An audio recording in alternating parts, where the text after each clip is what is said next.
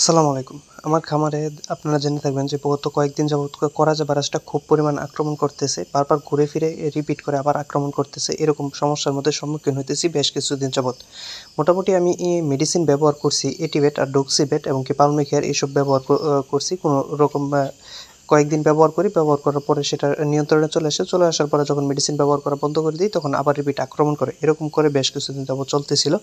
কিন্তু আসলে এটা নির্ভুল করতে পারতেছিলাম না। এটার কারণ হচ্ছে গিয়ে নির্ভুল না করতে পারার কারণ হচ্ছিল আমি সঠিক টাইমে ভ্যাকসিনটা করতে পারি নাই। ভ্যাকসিনটা না করার কারণে টাইটার ঠিক ছিল না। টাইটারটা যদি ঠিক থাকতো, ভ্যাকসিন করা থাকতো সেক্ষেত্রে হয়তোবা নির্মূল করা সম্ভব হইতো।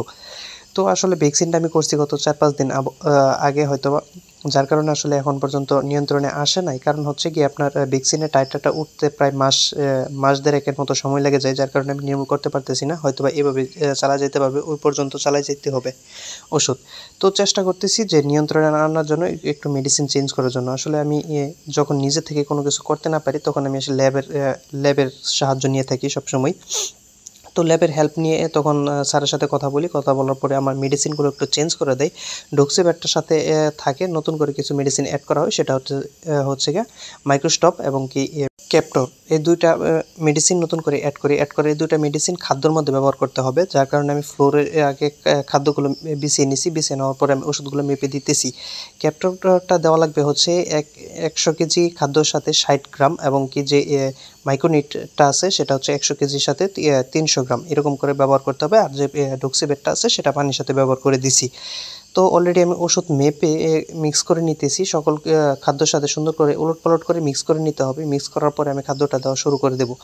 তো আসলে যদি আমি সঠিক টাইমে ভ্যাকসিনগুলো করতে পারতাম তাহলে এই সম্মুখীনগুলো হইতো না আমার কখনো। আপনাদেরকে আমি আমার সাথে যা ঘটে সম্পূর্ণ দেওয়ার চেষ্টা করি। আপনাদেরকে এরকমভাবে আসলে কেউ ভিডিও দিবে কিনা আমার জানা নাই। আমি চেষ্টা করি যে আমার সাথে যা ঘটে, আমার খামারে যা ঘটে, আমার যা ফেস করতে হয় সম্পূর্ণ কিছু আপনাদেরকে দেখানোর চেষ্টা করি, যাতে আপনারা আমার মতো কোনো সময় প্রবলেমে না পড়েন। যদি কোনো কারণবশত প্রবলেমে পড়ে যান সেক্ষেত্রে যাতে দ্রুত সমাধান করতে পারেন। তো আসলে কলেজা ভাইরাসটা খুবই একটা খুবই একটি খারাপ অসুখ বলা চলে বা খারাপ একটা ভাইরাস। এই ভাইরাসটা আসলে নির্মূল করাটা খুব কষ্ট হয়ে যায়। আসলে লং টাইম প্রসেসিং একটা ভাইরাস, লং টাইম সময় লাগে এটা নির্মূল করতে গেলে।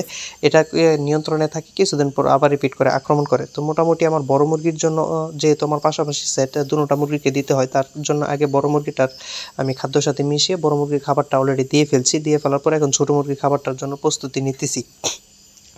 তো এখন আমি ছোটো মুরগিটার সাথে যে সেম ওষুধগুলো একই নিয়মে ব্যবহার করব। এখন বিকেলবেলা সকালবেলা মেডিসিন নিয়ে আসছি, বিকালের খাবারটা দিতেছি। মূলত বিকালবেলা আমরা খাবারটা কম দিয়ে থাকি, যার কারণে সেই অনুপাতে আমরা এই খাবারটার অনুযায়ী আমি মেডিসিনগুলো ব্যবহার করতেছি।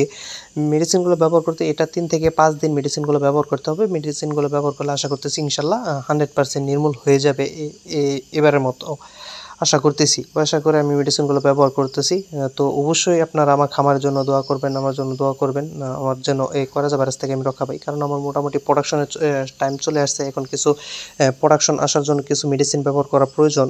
দ্রুত যাতে প্রোডাকশন চলে আসে, মুরগিগুলো গ্রোথ যদি কম থাকে সেটা ঠিক হয়ে যায়। মুরগির মর্টালিটি ভালো করা বা মর্টালিটিগুলো ঠিক রাখা, মুরগির রোগ প্রতিরোধ ক্ষমতা বৃদ্ধি করা, এইসব কিছু মেডিসিন ব্যবহার করা প্রয়োজন। কিন্তু আসলে নানান সমস্যার কারণে একের পর এক ঝামেলা পড়ার কারণে আমি এগুলো কাজ করতেই পারতেছি না। তো আশা করতেছি সব কিছু ঠিক হয়ে যাবে আমি ১ সপ্তাহের মধ্যে, তারপরে আমি অন্য চিকিৎসাগুলো দেবো। তো ভিডিওটি যদি ভালো লেগে থাকে তো অবশ্যই লাইক, কমেন্ট, শেয়ার করে দিয়ে পাশে থাকবেন। আর আমার চ্যানেলটি যারা এখন পর্যন্ত সাবস্ক্রাইব করেন না, দ্রুত চ্যানেলটি সাবস্ক্রাইব করে দিবেন। আর ভিডিওটি কেমন লাগলো অবশ্যই কমেন্টে জানাবেন।